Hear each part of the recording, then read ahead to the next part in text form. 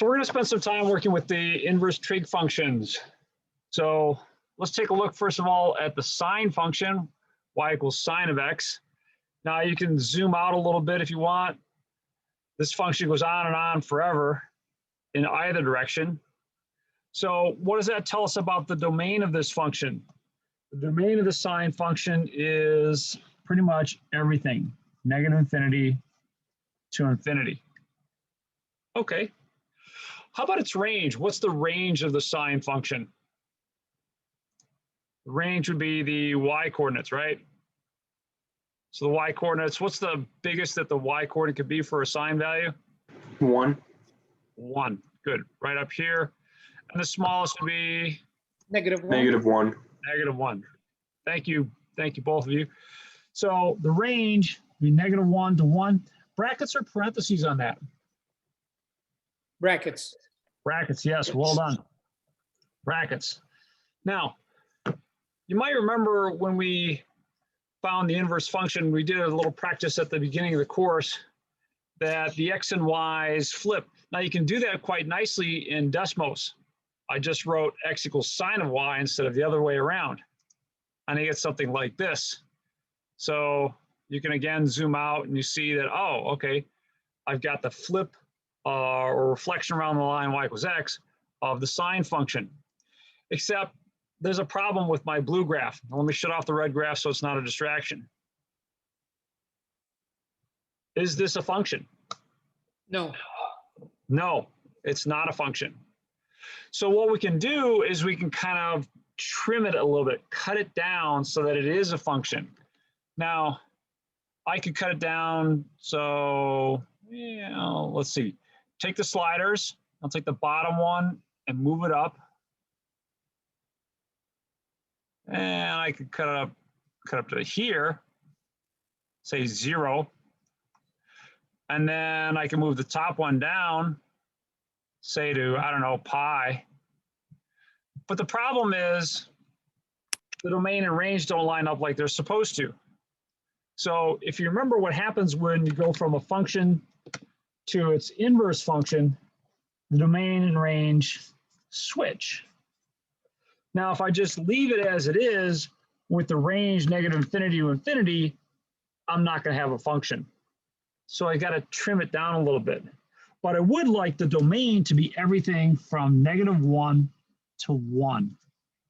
So I got to be careful about how I make my restrictions, because right now I've got some, say 0 to, I don't know, whatever this point is here, pi over 2. It doesn't quite work. So I need to increase my domain. My domain should be -1 to 1. And the settings that give it to us would be if I typed in -pi over 2, which is about -1.57 to 1.57. So basically -pi over 2 to pi over 2. Now look at that. Is that a function? Does that pass the vertical line test? That's a function. That is a function. Now, if you go any further, it's not going to be a function. If I extend this a little bit, if I say, you know what, I can let the top value go a little higher, it starts doubling back. It starts to fail the vertical line test. So I need to keep it there at around 1.57, and to be exact, pi over 2. So the range of the inverse sine function is going to be restricted to -pi over 2 to pi over 2. And you can play the same game with the inverse cosine. The inverse cosine comes from the inverse sine, or sorry, comes from the cosine. Its domain is -infinity to infinity, and its range is -1 to 1. I still want those same characteristics over here, except I'm going to have to make a different restriction so that it is a function when I get the inverse. So let's shut this off and go down to, here's the cosine, here's its inverse, and I guess I've got the restrictions in place here. Let's adjust A and B so that I again have a function. And this time, the values of A and B that work are going to be 0. Let's see, do I want 0 for, yeah. Yeah, 0 to, let's see, no, this A is the lower one. So I'm sorry, A should be 0. So I'll type in a 0 there and a pi here. That passes the vertical line test, and its domain goes from -1 to 1. So you see here, it's not quite defined perfectly because I didn't finish this off. I guess I can just type in pi maybe. Okay, but it goes from -1 to 1. How come it's undefined there? All right, we're not going to worry about that part. That's a decimal error, not mine. So let's put that down for our domain and range. Range is going to be 0 to pi. So the angles that you get out of the inverse cosine function are going to be somewhere between 0 and pi. And that has implications for when things line up and cancel each other out very nicely. Now let's take a look at this statement here. One of your homework problems, decide whether the following statement is true or false. The domain of cosine inverse of x is -1 to 1. Okay, so it's basically it's in here. Well, I agree with that, but which one of these statements is correct? The statement is true because the domain of -1 to 1 is the same as the domain of this. These two statements are equivalent. Let's see, no, they're not. No, they're not. What would be equivalent to this statement, y equals cosine inverse of x, would be x equals cosine of y. That would be equivalent to y equals cosine inverse of x. So they mean the same thing.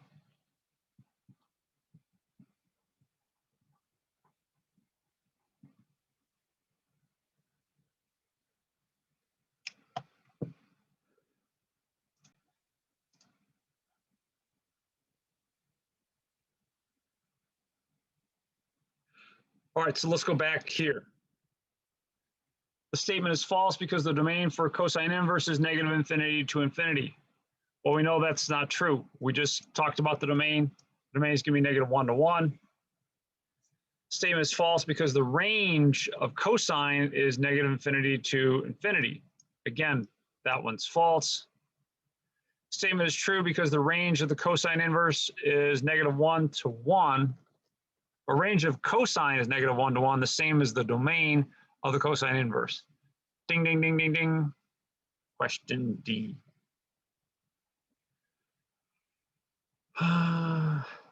Let's practice a couple values or finding a couple values from the cosine inverse function. Now, I guess it depends on you and how you want to do this. We'll start out with cosine inverse of -√3/2. The thing you have to keep in mind is the range of the inverse cosine. So let's see here. What was the range of the inverse cosine? Can anyone remind me?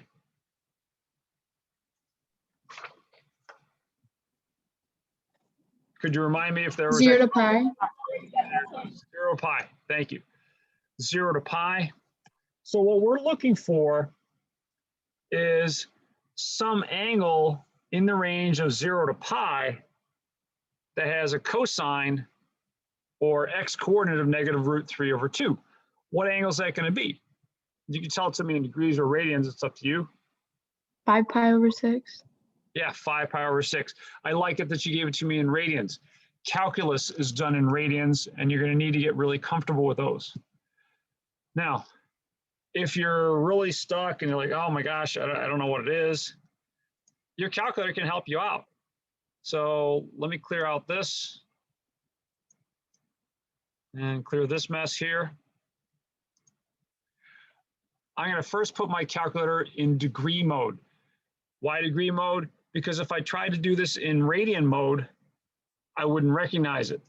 So if I did second cosine inverse of negative square root of 3 and hit the right arrow to get out of the square root, then divide by 2, I'm going to get a number that I don't recognize.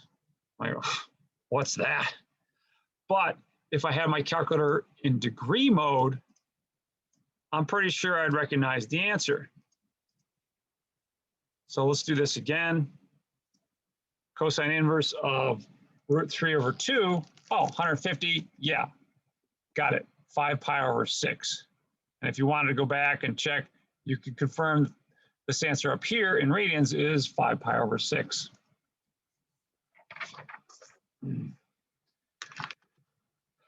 You could also do this on Desmos. The problem with Desmos is that Desmos is just going to give you a decimal answer. It's not going to be able to give you, 150 degrees. At least I don't know how to make it give you 150 degrees.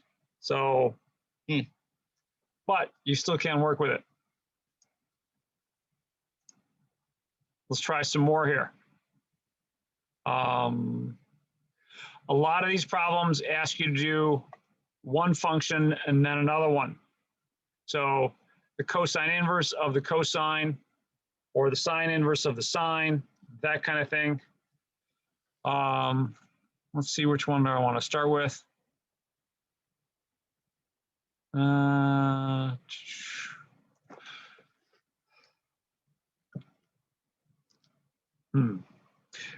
right, let's do my own example because I'm not seeing exactly what I wanted to do here. So suppose I have the sine inverse of the sine of pi over 6. So let's do this example.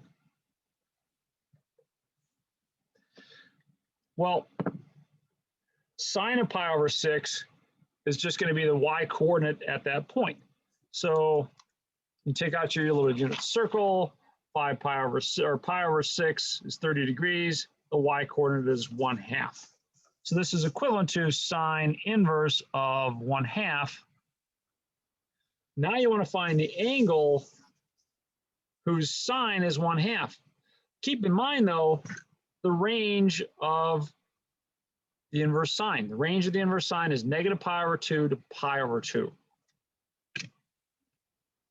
So you look, try and find something that has a y coordinate of 1/2, and oh, wait a minute, that's pi over 6. So it kind of feels like you're chasing your tail because we got back to where we started. Wow. Probably the thing that I want you to understand most is when this is going to happen, because it's not always going to happen. Let's take a look at another one.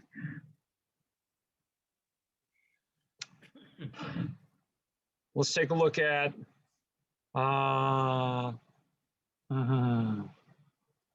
sine inverse of the sine of 11 pi over 8. So this example right here. Let's see if that one works out to what I start out with. Now maybe we can just do this one on our calculator, just to kind of prove to ourselves if I get the same thing or not. So on the outside function here, I want the inverse sine. On the inside function, I want the sine of 11 pi over 8. So let's see. I should probably put myself back in radian mode. Why am I putting myself back in radian mode?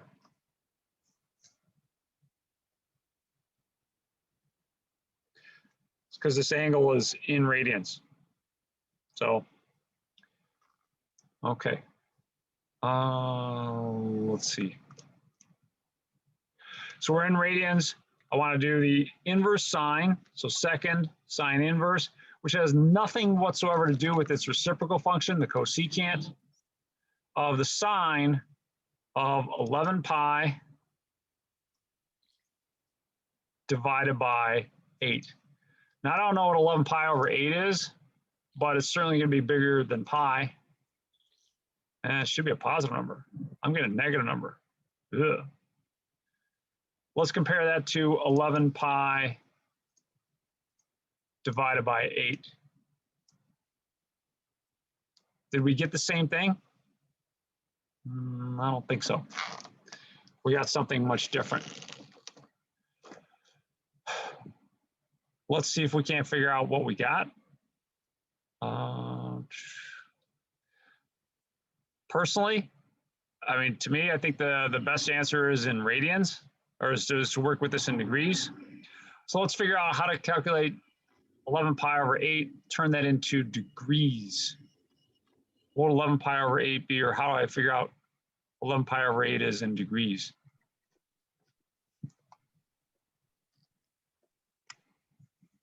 Some help? 180 over pi. Multiply by 180 over pi. 147. Perfect. So multiply by 180 over pi. Fortunately for us, units of pi cancels out. 8 goes into 180, 22.5 times. So it's going to be 11 times 22.5. So let's see. 11 times 22.5. 247.5 degrees. 247.5 degrees. So let's take a look at where that is on the unit circle.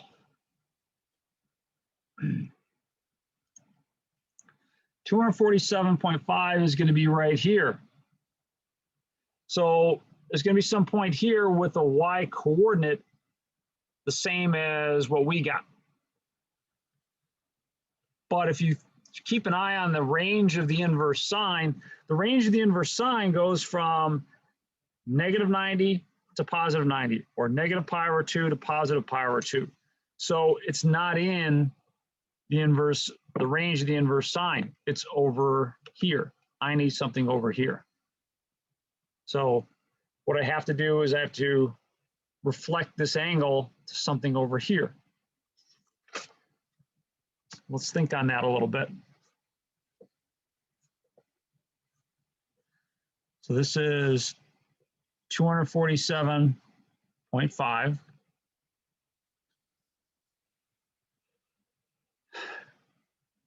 How much is this angle?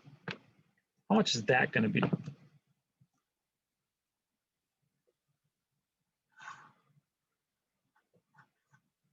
If this much is 180, how much is the rest of it? 67.5. 67.5. So this also has to be 67.5. It just happens to be in the negative direction. And if you convert that, I think you're going to get negative 3 pi over 8 as the angle in radians. And that is your answer. Let's take a look here. Let's compare negative 3 pi over 8 to the answer we got originally. Negative 3 pi divided by 8. Perfect. A nice match between these two.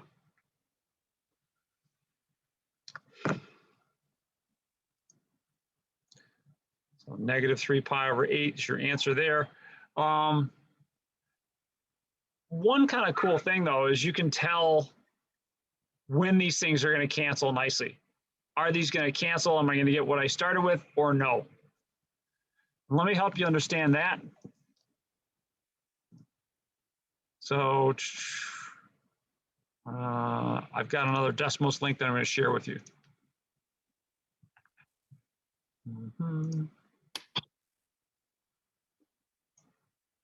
So it's this one.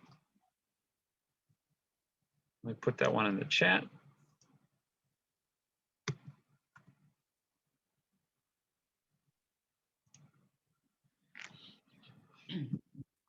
Okay. So here's our inverse sine function. Our inverse sine function can only give us angles, that is, the range of the inverse sine function is going to be right here. And if you click range, it's going to highlight everything between negative pi over 2 and pi over 2. So when do these two things cancel out? When does sine inverse of sine of x equal x? Basically, what I have right down here. When do those cancel each other out and just leave me with x? They don't always. They do if your angle is between negative pi over 2 and pi over 2. That's when those things cancel each other out. So if you wanted to, what you could do to see if they cancel out exactly is take a look at the angle 11 pi over 8. Does that fit in your range? So what I'll do is I'll take and plot 0 and 11 pi over 8. And if I zoom out enough, let's see, where is that? 11 pi over 8. Where's that point? Oh, there it is. There we go, 11 pi over 8. It's outside of the range of my inverse sine. So I'm not going to get those things to cancel each other out. If I had, say, pi over 8, then that is in the range of the inverse sine, and I am going to get those things to cancel each other out. So it's nice to know when are those things going to cancel each other out. It's one of the harder things to kind of get used to in this course.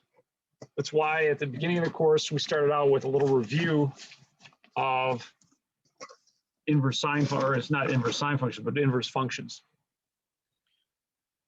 Let's do a couple more to wrap things up for this section. Professor, Yeah, please. in this example, since the angle falls out of the range, you know, it's outside the range, why can't we say undefined? Why do we have to convert it or move it to the fourth quadrant? You can find an angle that, you know, is going to have the same sine value as this one. It's just it's not going to be this one. So what we did is we found an angle whose sine is the same as this one. Those two angles are going to have the same y coordinate. Then when does the answer become undefined?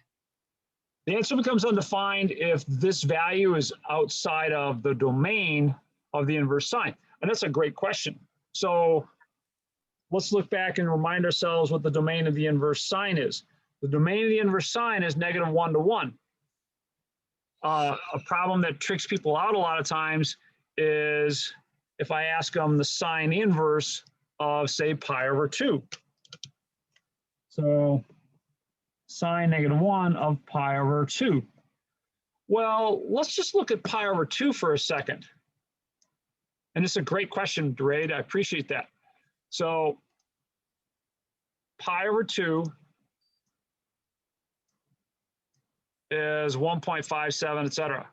Okay, not a big surprise there. But what if I tried to take the inverse sine of pi over 2?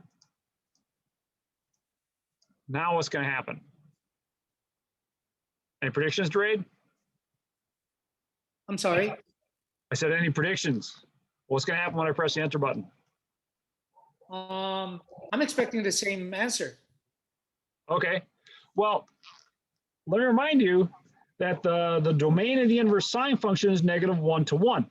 And we just showed you that pi over 2 has a value of about 1.57. So basically, this is outside the domain of my function. And you see that right there on your screen. It tells you, oh, wait, you got an error. You have a domain error in particular, because that value is outside of the domain. Yep. So as long as it fits in the domain, we can find an equivalent angle and Yes. one of the quadrants that fit. Yep, exactly. Got it. As long as it fits in the domain, you can find an equivalent angle. If additionally, if the angle starts out as part of the range of the inverse sine, so if your angle starts out here, somewhere between -pi over 2 and pi over 2, then these two functions will cancel. That is, if you had sine inverse of sine of x, that'll equal x for anything in here. Got it. Okay. Likewise, cosine inverse of cosine of x equals x for anything that starts out in here, for any value of x that starts out between 0 and pi, Okay. or x in 0 pi. And if it doesn't, we have to look at the domain to see if it fits in the domain. Yeah, I mean, If it doesn't, then it's undefined. right. Got it. Thank you.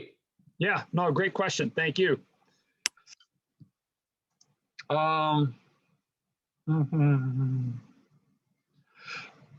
Let's look at this one.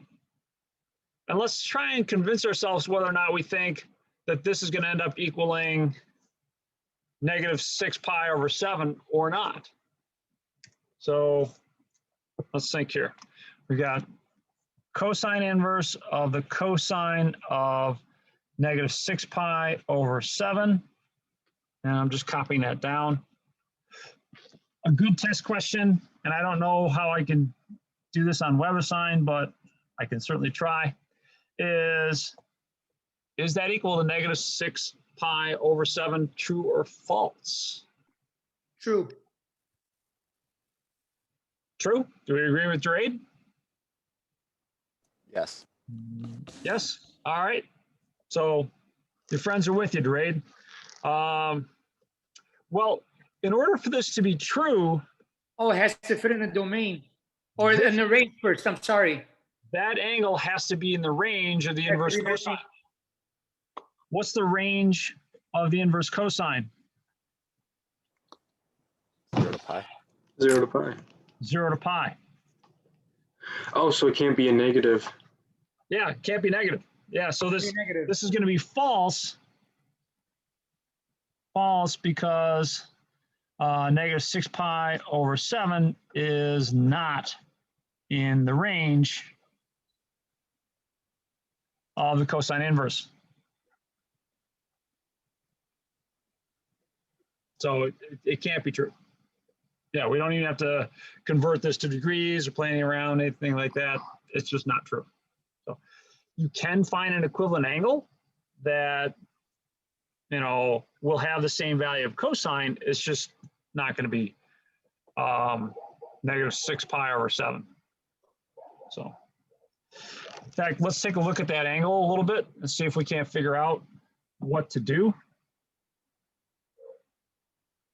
I don't think I'm going to try and bother to do this in degrees because it's not going to convert very nicely. One thing to realize is that -6 pi over 7 is not quite all the way around unit circle. It's not quite halfway around. That would be negative pi. We're at -6/7 pi. So it's about here maybe. So -6 pi over 7.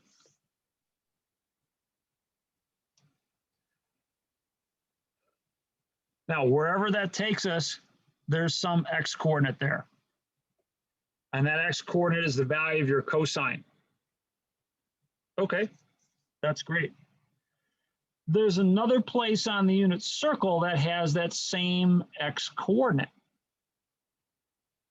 But if I want it to be part of the range of the inverse cosine, I got to go this way to get to that angle. And I can go no farther than the angle of pi. So what I can do is find another place that's going to have the same x coordinate.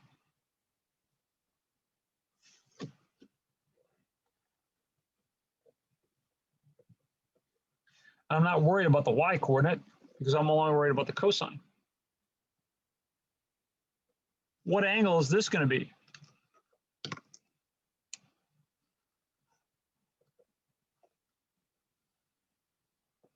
Has to be the same magnitude. Pi over 7? This little part right here would be pi over 7. This part is just going to be Pi over 7. Yeah. So it's just kind of like a picture proof to yourself about, oh, this would be 6 pi over 7. And you can verify that if you wanted to on your graphing calculator or Desmos that, oh, okay, that's the right angle. Let's see here. Let me shut these off. Desmos can do calculations. So for instance, I can do the cosine inverse, and I hit Shift 6 to get that exponent. Cosine inverse of the cosine of negative pi, excuse me. And when you want pi on Desmos, just type pi, one right after the other. Actually, I need negative 6 pi over 7. Oops, divided by 7. And I get some decimal value. Okay, what if I compare that to what we calculated, which was 6 pi over 7?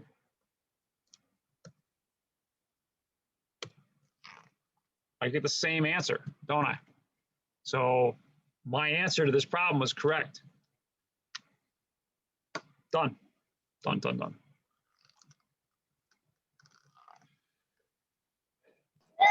Another way to do it is you just convert the 6 pi, negative 6 pi over 7 to degrees, and then realize that whatever that answer is out of the range of 0 to pi.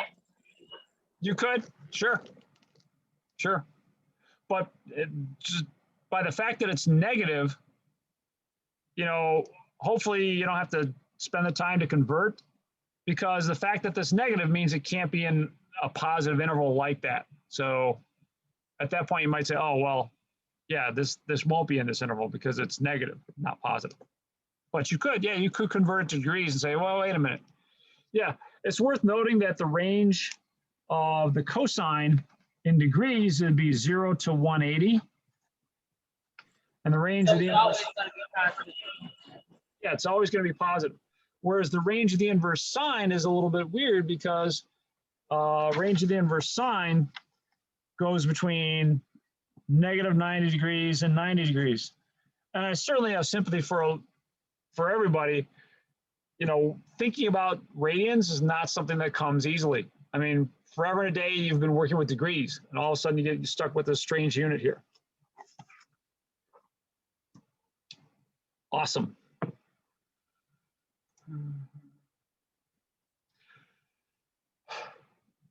Let's see if we can't think through this one. The sine inverse, excuse me, the sine of the sine inverse of negative 4.8. So in order for this to work out, we got to work from the inside out. So we'll start with the sine inverse of negative 4.8. And it might help us to remember something about the domain and range of the inverse sine and cosine. Well, let's start with the domain. What's the domain of the inverse sine? Negative 1, 1. Negative 1 to 1. Do I need to plug this into my calculator to see that it doesn't work? Negative 4.8 is pretty much outside that domain, isn't it? Yes. So this is going to give you another domain error, and the correct answer would be the function is not defined. Yeah. All right. Last one here.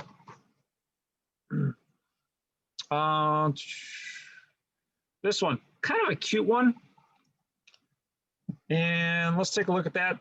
So we've got 6 cosine inverse of 2x equals 5 pi over 6.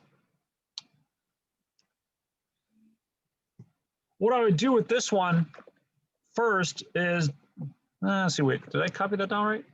No, it's just equal to 5 pi. My bad. Let me try that again.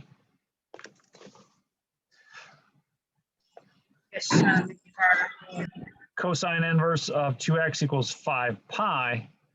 I was thinking ahead a little bit too much. Start by dividing both sides of this by 6. That gives me cosine inverse of 2x equals 5 pi over 6. Shouldn't be a 6 here. Then what can we do? Well, then we can take the cosine on both sides. So if I did the cosine of the cosine inverse of 2x, that's going to equal the cosine of the right-hand side, cosine of 5 pi over 6.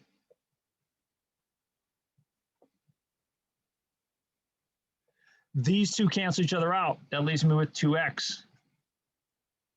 On the right-hand side, cosine of 5 pi over 6 is going to be the x coordinate at that point. Someone help me out with that x coordinate.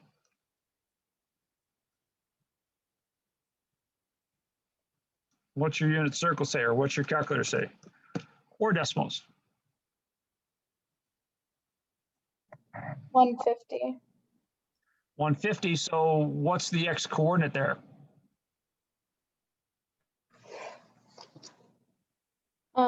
Negative square root of 3 over 2. Perfect, negative square root of 3 over 2. Now, let me make your life easy on this one. We got to solve for x. You can divide both sides by 2, but some people are going to stumble a little bit on the algebra on the right-hand side. Let me multiply both sides by the reciprocal. What's 1/2 times 2? Without a calculator. 1. 1. The There you two go, steps thank you. above. And on the right-hand side, I get negative square root of 3 over 4. Awesome. I said that this was the last one, but there is one more. And the good news for you is I'm not doing it for this class. So you're lucky. All right, that's it for this section.